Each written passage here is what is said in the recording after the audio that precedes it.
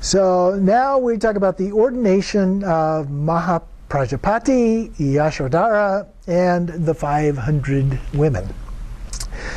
So once the men began to leave Kapilavastu, and there was widespread widowhood, in quotes there. They weren't literally widows per se, but they got left behind. Okay. Apparently, a similar effect was being felt in Magadha, and inhabitants resented the growing population of monks in that area in different places. So some stories mention that there was a backlash that took place where many later regretted the decision, which was often forced on them by their parents. So the parents were pushing people to do that. And we see that same kind of thing where parents are kind of sent off to monasteries in Tibet, or at least they were. There is no question that immense social upheaval was brought about. This provokes severe questions that are still asked today.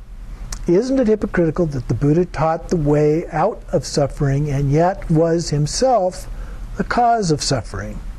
What kind of role model is a man who abandons his wife and child, and so forth?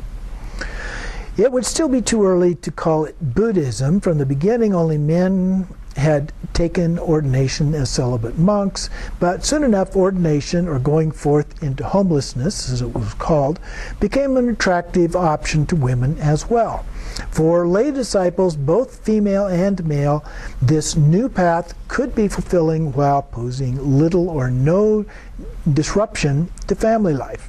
However, as the men began to ordain and leave their families, women were faced with the unprecedented dilemma of fending for themselves. And there were also safety issues. Their survival could be at stake in this particular culture.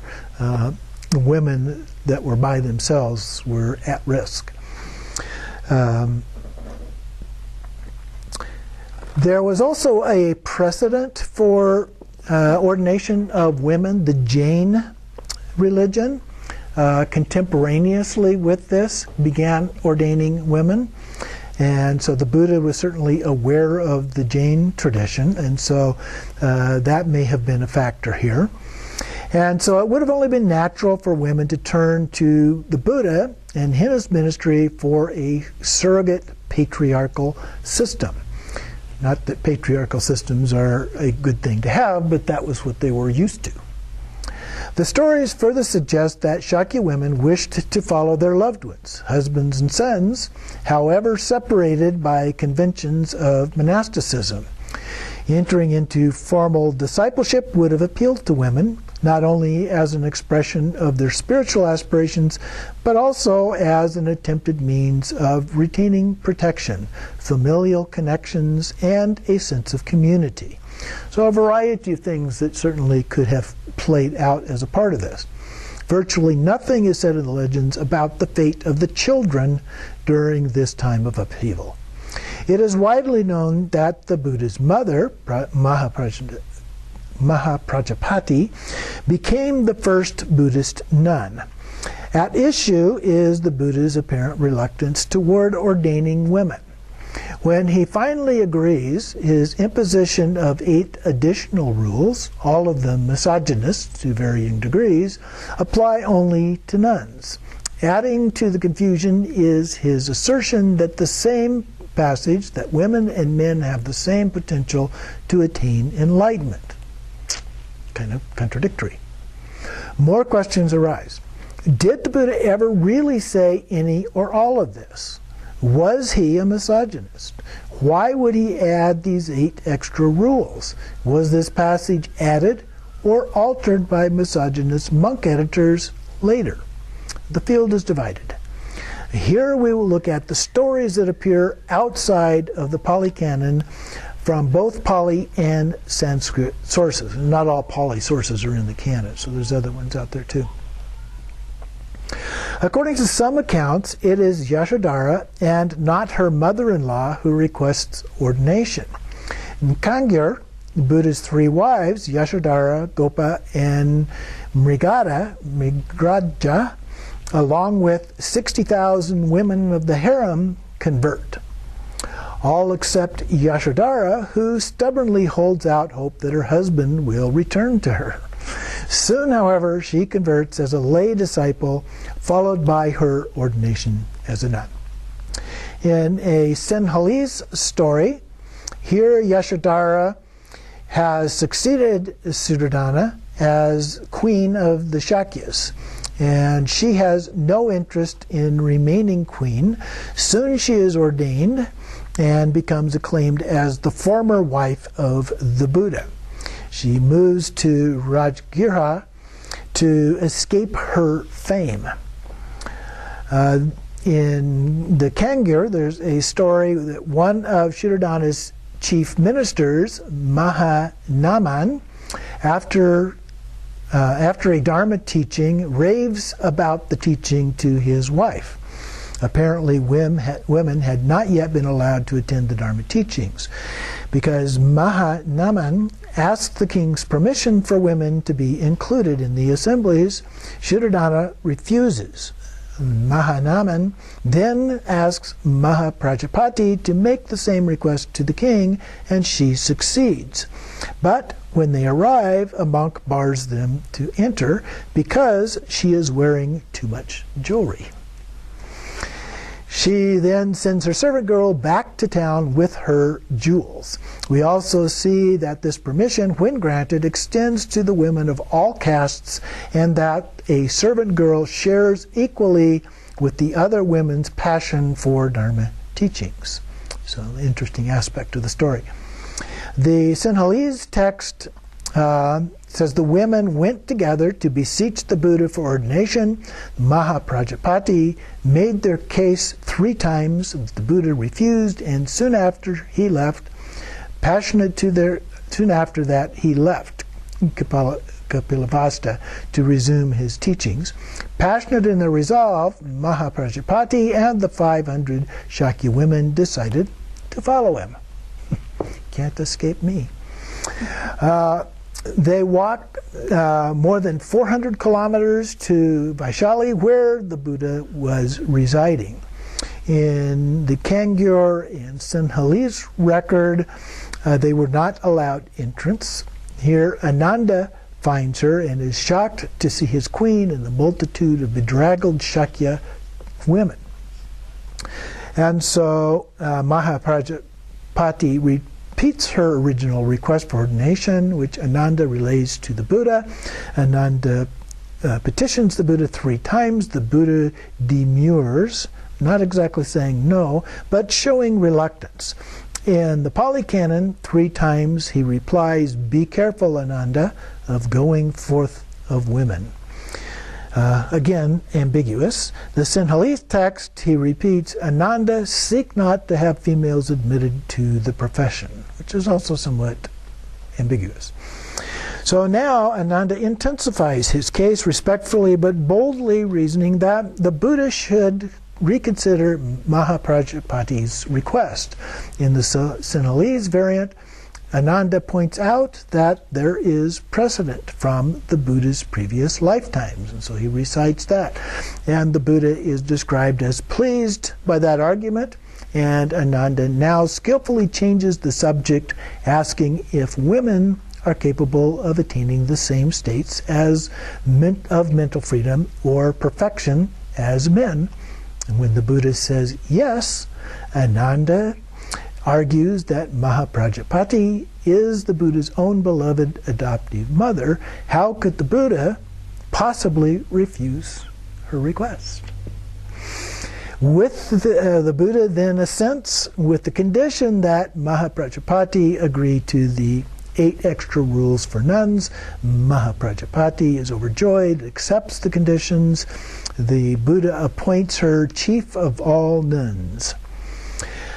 Taken together, these appear inconsistent and suggest conflation of narratives or significant editorial redrafting. The 8 extra rules smack of monk editor interpolation, seeking to codify the subjugation of women. For example, one rule is that any nun, regardless of seniority, must join palms and bow down to even the most novice monk, acknowledging her inferior status.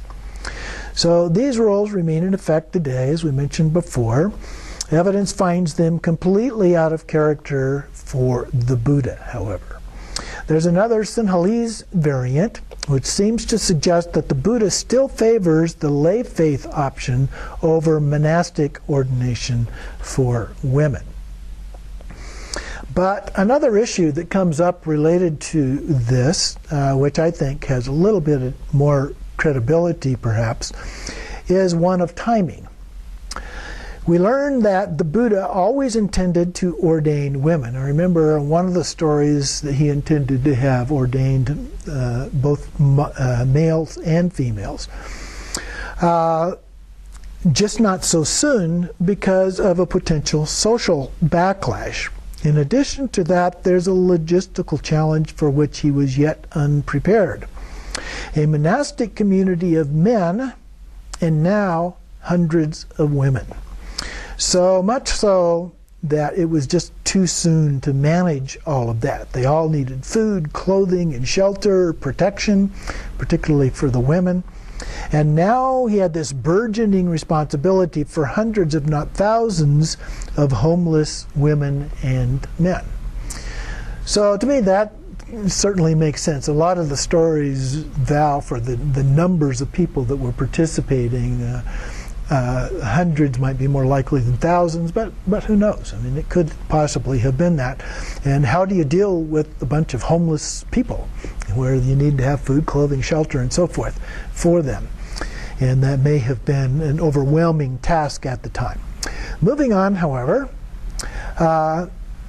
Vishaka, who is considered to be the chief among lay women and was a donor of the Buddha. So her story, all of the Buddha's immediate female relatives became nuns, after which we learned little more about them. Yashodhara disappears, Mahaprajapati, and so forth. Sudatta is also ordained as a nun. As the women who have become known drop from view, new lay women, however, disciples emerge. Vishaka is one of those, almost entirely forgotten today, but Vishaka was devoted and influential lay disciple whose generous patronage helped shape the formation of the Buddha's early ministry. She was one of the trusted advisors. As a householder, Vishaka dedicated her life to the Dharma. Her stories are told in delightful detail in the Pali tradition. Born to one of the richest families in the king Bimbisara's realm, Vishaka was remarkably precocious from a very young age. One day, her grandfather learns that the Buddha and his retinue of monks are approaching their city and sends for Vishaka and says, "Dear girl, this is a happy day for you and a happy day for me. Summon the 500 maidens who are your attendants, mount 500 chariots, and accompanied by your 500 slave maidens, go forth to meet the Buddha." Although she's only 7 years old, she agrees and sets out, finding the great teacher to pay proper respect. The Buddha gives them a discourse on Dharma, after which Vishaka and the 500 girls are converted. In a Sinhalese text, it adds that the Buddha recognized Vishaka's superior merit and knew that she would become either the mother of his lay disciples or the principal female disciple. The story now skips ahead some years, and Vishaka's family has moved near Shravasti. And a wealthy family is in search of a suitable daughter for the eldest son and dispatches a party of 8 Brahmins to scour the region on their behalf. Vishaka, who is now 16 in this story, and goes through the various details, but Vishaka determines that the client of these Brahmins who are seeking a woman for their suitor, that he has suitable standing and agrees to a marriage. She then sends a message to her father. So here Vishaka chooses a husband of her own without her father or family even knowing about it. Unheard of in this tradition. Vishaka continues to be characterized as extremely competent and in charge of her life.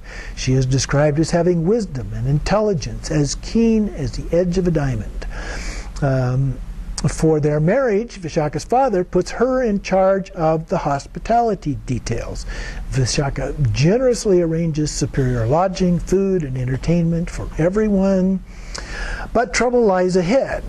Vishaka, as usual, is adept in strategizing what she wants as she steers her life toward the Buddha and his teachings. Vishaka's husband is barely mentioned, but her stingy father-in-law plays a significant role. He adheres to the customs of the naked ascetic sect, probably early Jainism. He does not invite the Buddha to the wedding festivities, instead invites 500 naked ascetics. Interesting alternative. Behold the sea of naked men. She is utterly repulsed. She reproaches him in front of the guests and departs. Family tension over religion soon flares up. This time Vishaka is fanning her father-in-law as he takes his midday meal. A monk from the Buddha's assembly comes to the door seeking alms. Megara can see him, that's the father-in-law, ignores him. Embarrassed, Vishaka says apologetically to the monk, "Pass on, Reverend Sir, my father-in-law is eating stale food," to imply that it was not suitable for the monk. Megara then angrily orders the servants to throw her out of the house. However, all the servants are hers and will not budge. So Vishaka stands her ground. Vishaka announces that she wishes to leave anyway. So Vishaka finally takes full charge of her life and directs it toward her faith. From this point on, Vishaka calls the shots. She extends an invitation to the Buddha and his disciples. And Megara is overwhelmed and converts. Vishaka redirects her life to support the Buddha. Her tremendous wealth becomes quite serviceable now, and she uses it to provide for the needs of the nuns and monks with food, clothing, housing, and medical care. The Buddha's modified form of asceticism, we were talking about on the break, that there's still quite an ascetic aspect of it, even though considered to be the middle way.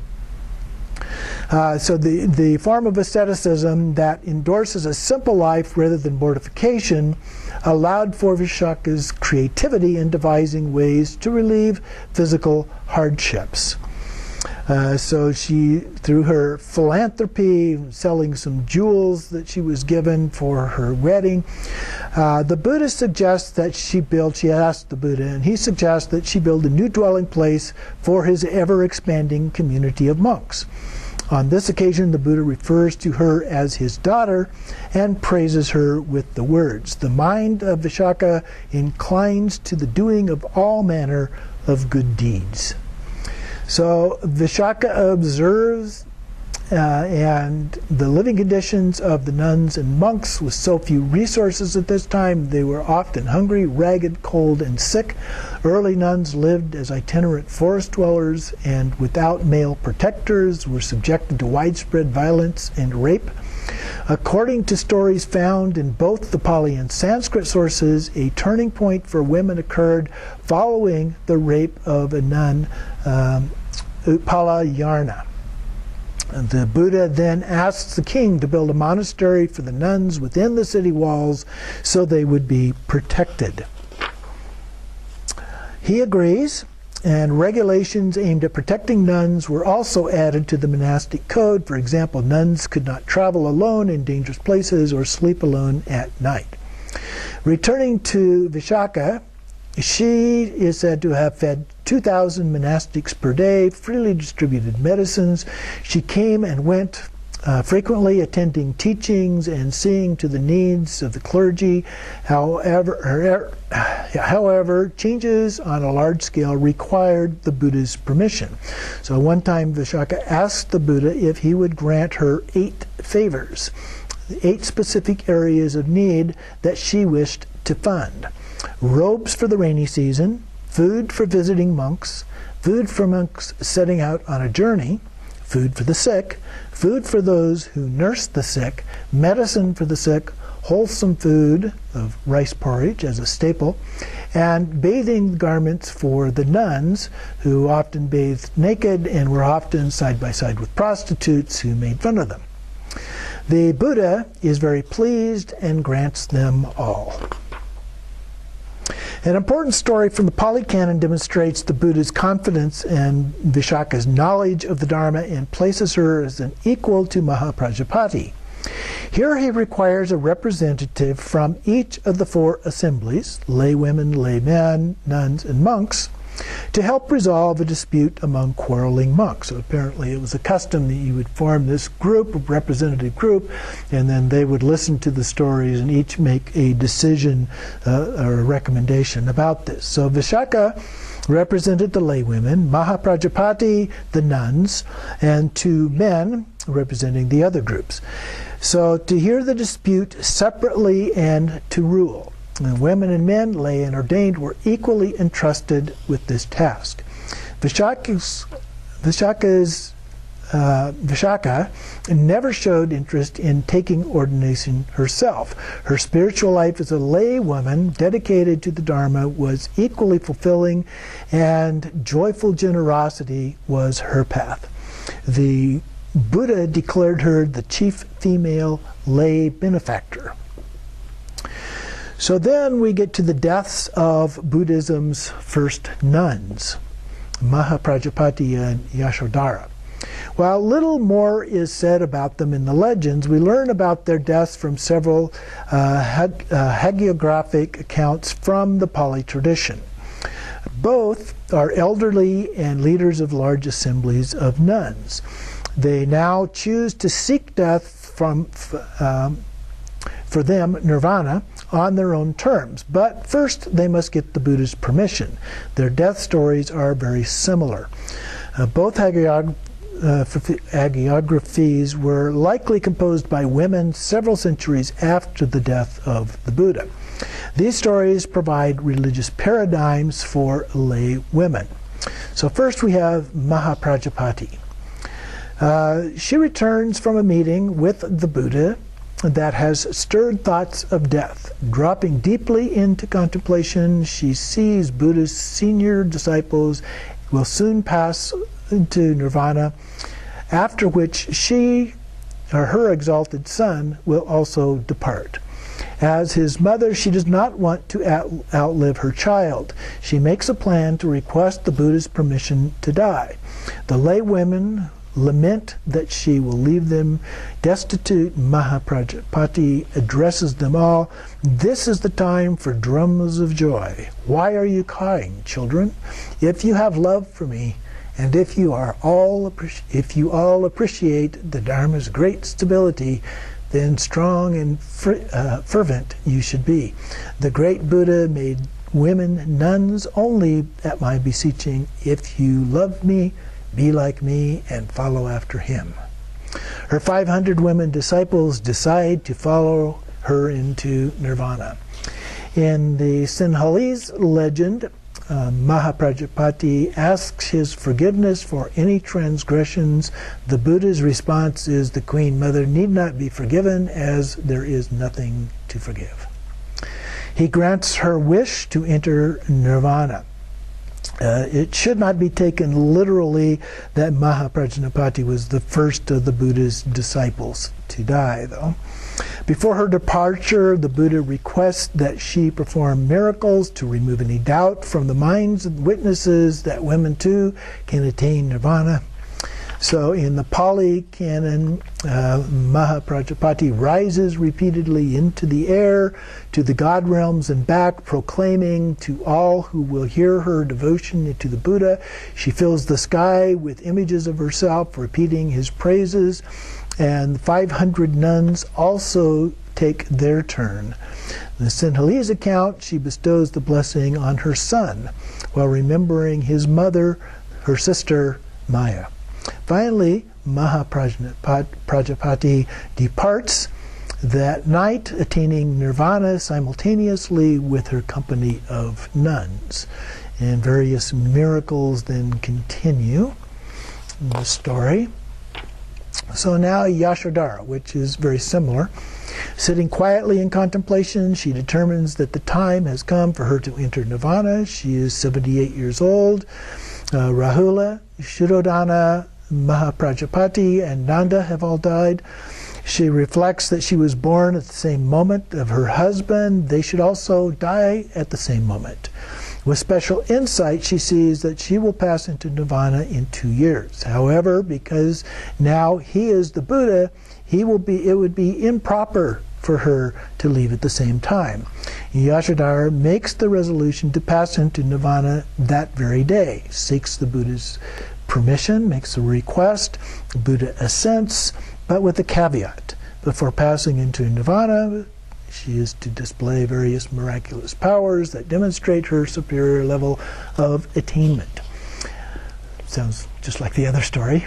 And so Yashodhara does, after paying homage to the Buddha and publicly recounting her past lives, in a final flourish, she rises into the air and gives a teaching on 7 kinds of wives there are in the world of men before returning to her residence and passing into nirvana that night. So there are additional hagiographies. Yashodhara's company of nuns all choose to follow her into nirvana. Our author says that women likely wrote those stories. Not only are women not maligned, but they are recognized for their potential to awaken in female bodies and are equally worthy of nirvana. Overall, these stories deeply valorize the early nuns, conveying the message that lots of women attained arhatship, the highest goal of early Buddhism. And then we have a story here about Maya, the birth mother. We return to the Buddha's biography as he too has reached the end of his life. At the core of his ministry's purpose lay his simplistic, altruistic wish to be a lamp on the path for those seeking freedom from the throes of worldly suffering. In the tradition of Buddhas, the conversion of one's parents is the supreme act of gratitude for their loving gifts of life and nutrients. Maya, abiding as a heavenly goddess, had not yet converted. The Buddha determined to find her. The stories focus on important teachings the Buddha reputedly gave. A few narrative fragments center on interactions between the mother and her son and the Kangyur. The seat is as a gleaming white stone is surrounded by a beautiful grove of trees on which he sat to give these teachings. Multitudes of goddesses and gods gather round, including his mother. In some traditions, Maya has become male. In the Sinhalese story, she appears as a male leader, but is still named Mother, Matru, Mother. In the Burmese tradition, she remains female and appears as a daughter of an unnamed god. We know from earlier accounts that Maya is in heaven and has retained her femaleness. Now the Buddha's profound teachings convert not only her, but everyone within earshot. Maya attains arhatship on the spot. The Buddha then descends to earth. A much more complete story in Sanskrit, but only available in the Chinese. The Buddha already in heaven sits under a tree and he opines to a messenger the stories of his birth and the wish to see his mother. The messenger swiftly conveys the message to Maya. Milk streams from her breasts, milk enters his mouth from afar. They are reunited. She greets him by taking refuge. Maya herself gives extensive teachings to the assembled disciples. Toward the end of his life, another family matter draws the Buddha's attention, the impending war between the Shakya clan and the neighboring Kushalas.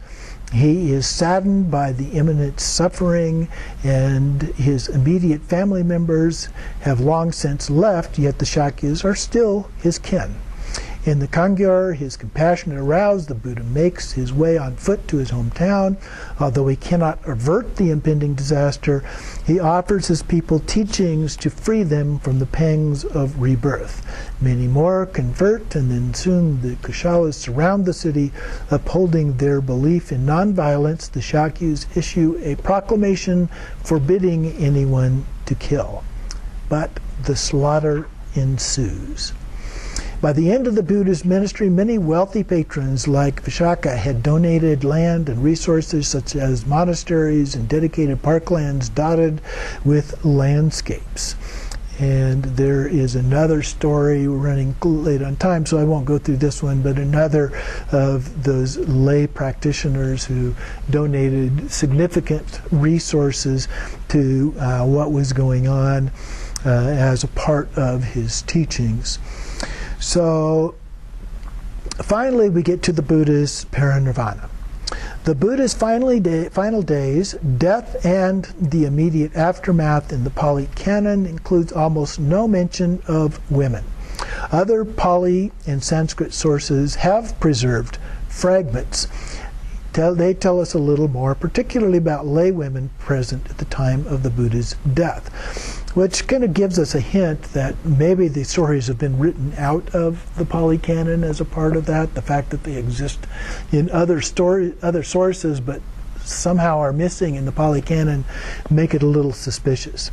Anyway, the Buddha died outdoors in a public area near a village. Exhausted and dying, the Buddha can make it no further than Kushinagara, before telling Ananda to lay out his robes in a resting place in a grove between two large shala trees. There he spends his final hours tying up some loose ends with Ananda and allowing visitors from his order and surrounding communities to say their goodbyes. The shalas burst into magnificent blossoms. In the Burmese tradition, gods, nagas, and magical beasts show up, showering the Buddha with pure offerings. Sounds of celestial instruments lovingly sing praises, extolling his great gifts. He turns to Ananda and refutes the notion that this vain and outwardly display is a proper homage to one who has fully realized the Dharma. It is fine for gods, but not for Buddhas. The only proper homage, he says, is for every believer, woman and man, to practice the wisdom he has taught.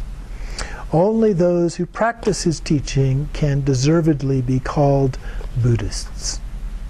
The Buddha stipulates that lay women and lay men endowed with faith should seek out pilgrimage sites to Lumbini, his birthplace, Sarnath, where he first taught the Dharma, Bodh Gaya, where he gained enlightenment, and Kushinagara, where he would attain parinirvana. So those are the four main sites. There are four other sites that have been added as traditional areas of visiting. Ananda is in attendance, keeping an eye on things and making sure everyone has an opportunity to venerate the corpse. On one occasion, he notices that some women at the back of the crowd have not had a chance to come forward, and he kindly summons them. One poor woman has no offering to give.